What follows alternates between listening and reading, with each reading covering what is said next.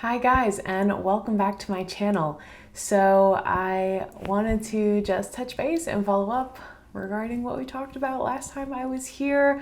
First of all, I want to say thank you so much for the outpouring of love and support and kind comments. But more than that, I'm so happy, truly happy to see how many of you responded by saying that that video was like the little push that you needed to maybe consider looking into therapy yourself, or seeking out some mental health resources for your own benefit. And honestly, I've always said this with this channel: if there's a single person that I can help, I am just so grateful for that. And the fact that so many of you reached out thanking me for encouraging you to do that, it overwhelms me with happiness. So thank you so much for your love and support always. So a couple of things I wanted to follow up on. So I am still in therapy, of course. I think that's going to be like a long-term thing. Also, a lot of you reached out to me privately and mentioned that you were also in therapy, which made me so happy. Like, even if you haven't shared that publicly on your own channels or feeds or whatever,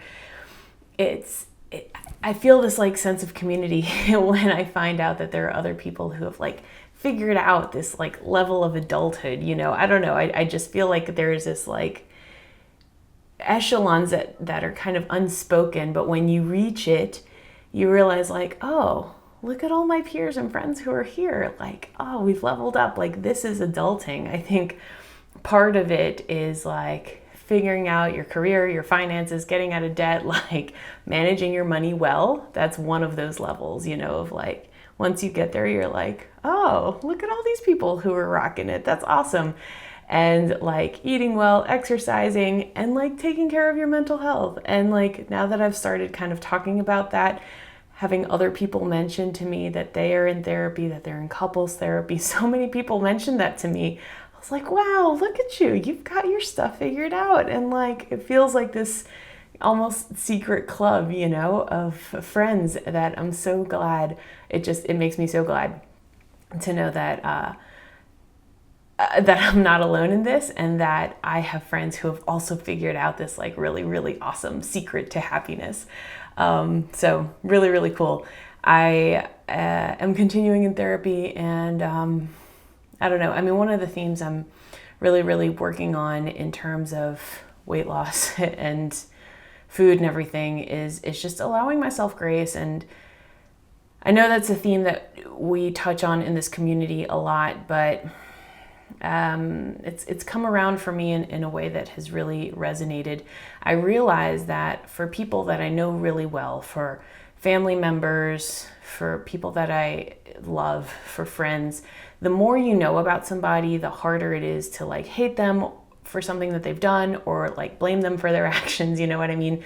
Like, the more you just like fully understand, like if you really know somebody's story, think like your spouse, your parents, your like closest friends, it's almost like how they're going to respond to a certain thing. And so like when they do something maybe that you don't agree with or you don't think is ideal, you're like, you knew that was coming because of all of these like life events that have led up to that moment. Like, you just know how they're going to respond, and you allow them some grace, and you hope that they will work on themselves and learn and change and grow, and maybe you like encourage them and help them or whatever. But like,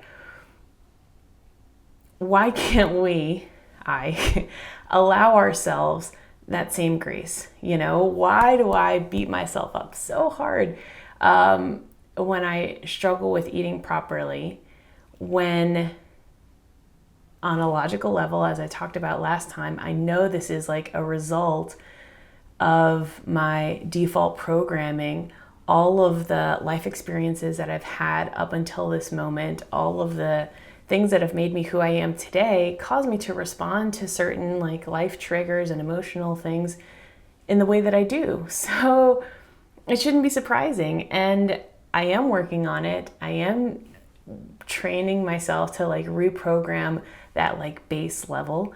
But at the same time, like, I need to allow myself that same level of grace that and understanding and empathy that I give to the people that I love, my family members, my close friends. When I know somebody's story, I know how they're going to respond, and I hold no ill will towards somebody who makes decisions that I disagree with.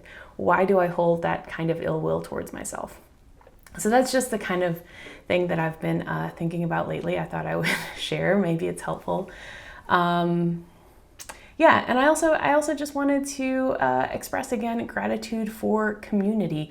I think community is such a valuable part of the mental side of things, and not necessarily just weight loss, but any kind of struggle or journey. I'm sorry, I know you hate that word, but anything that you're experiencing for the first time, I think it's so important to go through that with a tribe, with a community, to find your people. It doesn't have to be a terrible and hard thing, but when I was in college, my dad passed away my freshman year of college. So college was really hard for me, especially at the beginning. But in my sophomore year, I found my tribe, I found my people, I found my group of friends, some of which are my closest friends to this day. If I were a new mother, I would look for my group of mom friends, you know what I mean? So finding your tribe, finding your friends. And that's why I'm so thankful for all of the friends I've made here on YouTube and on Instagram, because I feel like sharing with a community, and I encourage you to do this as well. Don't just take in, but also give. It's so important to have that two-way relationship with a community. It's such a blessing on both sides, and I don't necessarily mean blessing in the God, Christian, spiritual sense, but blessing in the sense of it's a gift, right? It's a gift to both sides. And I invite you to consider which one of those is more surprising to you. It's a gift to yourself because sharing is an act of self-care. It is an acknowledgement that you are worthy to be here and to take up space and to be part of this group. And that's really powerful. Let that sink in, that is something I think about sometimes, imposter syndrome or whatever. Sometimes you walk into a room and you're I'm not supposed to be here, and you walk it back, welcome. You are supposed to be here, especially if you're trying to lose weight, thinking about trying to lose weight, thinking about trying to eat properly, whatever. I invite you to share your story, open up to the community, because you are welcome here. You are supposed to be here. You should be taking up space. It is you have every right to be here, and acknowledging that for yourself is such an important act of self-care. Also, sharing with a community is a blessing, is a gift to the people who receive, because for them, they get to understand on a deeper level that they are not alone. And I've been on both sides of this, I'm an only child, and I think in many instances, it has made me who I am today, and I'm really independent, and I'm really good at figuring things out on my own, and I'm great at eating at restaurants on my own, and I've traveled the world on my own, and fiercely independent, and that's great. But I also sometimes don't realize that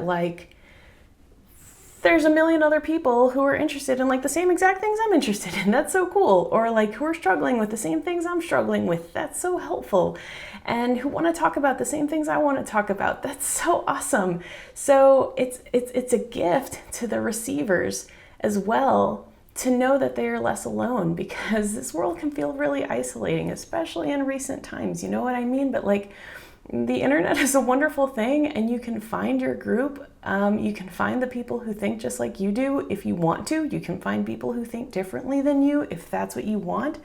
And you can find the space that makes you really feel supported and loved. And I really encourage you to do that, to give to a community, because like I said, that's a blessing and a gift, not only for you, but for the people who get to receive what you have to say as well.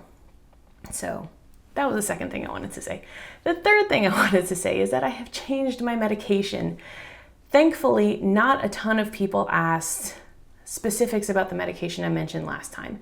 I intentionally did not post the name on the screen, because I did not want that video to be take this medicine to lose weight. That's what I'm doing now. I wanted to make it really clear, and I think for the most part I did get the message across that the medication I was taking was a craving suppressant that was intended to like mentally it's like a psych med, quell cravings while I work through food addiction and like emotional eating with a therapist. But like that medication was prescribed by an obesity medicine doctor at a hospital, who was like monitoring me very closely. So I am by no means saying like, go out and get this medicine so that you can lose weight. Like, it's not what I'm doing. That's not what I recommend you do. The medicine I was on was called diethylopropion. My doctor had me take it for a month. During that month, I lost 3 pounds. And then I went back to her and she thought that wasn't enough. She didn't say it that way. She didn't say like, you didn't lose enough weight, you're still fat, you bitch, which is what I heard. It wasn't a good day for, like, I was very sad when I left that appointment, because I wanted to like take it for more time. I felt like it was working. I felt like it was great. I wanted to keep going. I felt like I was on a roll. But I mean, realistically, we all know 3 pounds is within the spectrum of like normal fluctuation, but whatever. I was actually losing weight. I had lost 3 pounds that month. But what she said was, we can do better. And her job, I realize, is to like find the best fit medication. And she has much more experience in this than I do. I really don't know anything about it. And she thought that there was a medication that might fit me better, based on what I was describing in my responses to it. So anyway, what she was really looking at was that my body fat percentage did not change. I lost 3 pounds, but my body fat percentage stayed the same. So every time I go to her office, I do an in-body scan, which is a pretty precise body fat measurement. It's not as good as a DEXA scan. And if you recall, I actually did a DEXA scan measurement. I'll link it below. A long time ago when I lived in New Jersey, but it's not a DEXA scan, but it's almost as good. And my body fat percentage did not change during that month. And what she really wants is for my body fat percentage to go down, because then I will be burning more calories in like a resting state. Makes sense. So she changed me to this new medication that is called Topamax, and I hate it. I've been on it for a month now. At first I was taking 1 pill per day, and then she increased me to 2 pills per day after the first week. So from weeks 2, 3, and 4, I've been on 2 pills per day, and it's terrible. And it's been a month, like this week it's been a month, and just today I emailed her to tell her I hate it. The side effects are awful, and I don't feel like it's helping in any sense with like appetite suppression or craving suppression or anything. The side effects are that it makes my fingers and legs tingly and numb. And she told me about these in advance, so like I knew it was coming, but it still doesn't make it better. So it makes my fingers and legs tingly and numb feeling, so much so that like it wakes me up out of my sleep. It's very uncomfortable. And I've noticed this like shortness of breath. I don't know if you've noticed, like even while I'm talking during this video, I feel like out of breath often. And it makes me forget words a lot. It gives me this like brain fog. It makes it very, very, very hard to think, which has been an extremely frustrating side effect. I've never experienced anything like this before. When people talk about brain fog during like pregnancy or whatever, I imagine it's like this. I don't know.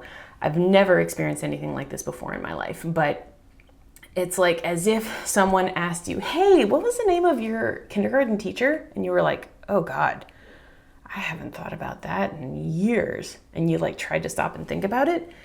That's how I feel all day, every day with like everything.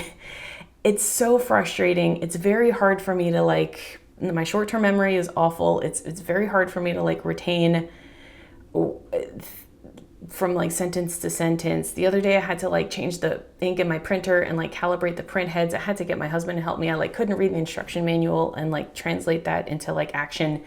We like tried to learn a new board game. I like couldn't remember how to do it. It's like, it has brought me to tears on multiple occasions how like incredibly frustrating this is. Also, I work in data analysis.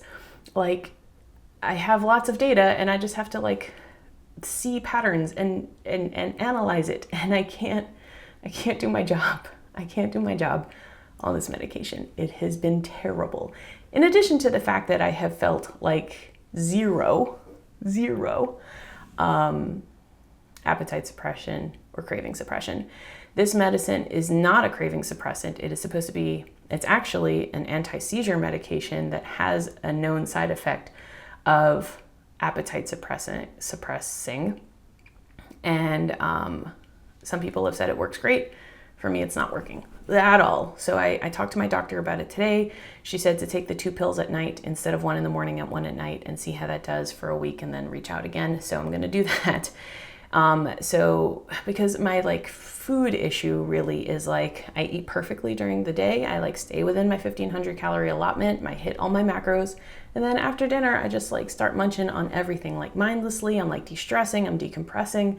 I realize what's happening, but it's very hard for me to stop. So like, that's what's happening. And so, you know, anyway, so she told me to take the 2 pills at night, and hopefully during the day, the brain fog won't be so bad, and that it will help more with the eating at night. I don't know. I don't like this medicine. So I'm not supposed to actually go back to the office for another 2 months. She wanted me to be on this one for 3 months before she actually like weighed me and did the body fat thing again. So we'll see. I thought I would just fill you in because like that first medicine was apparently not the best for me. And the second medicine is really, really, really not the best for me.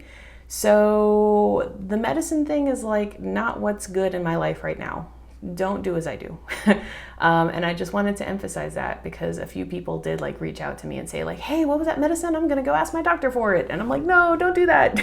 Like, that's not what I'm talking about. I'm talking about go to therapy because that's awesome and it's been super helpful. I'm talking about like address the root cause of your emotional eating. I'm talking about like get at the core of your programming.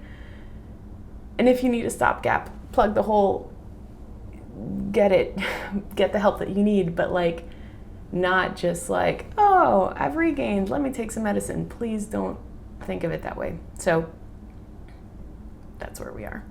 Thought I would fill you in. I hope you're having a great week. I'm headed out of town this weekend to visit my brother-in-law and nephews. I'm so excited. After I recorded the last video, I actually went skiing for the first time ever, which was super fun with my husband and some friends. And we also went hiking at the Grand Canyon. That was amazing. So things have been really good out here in this camp.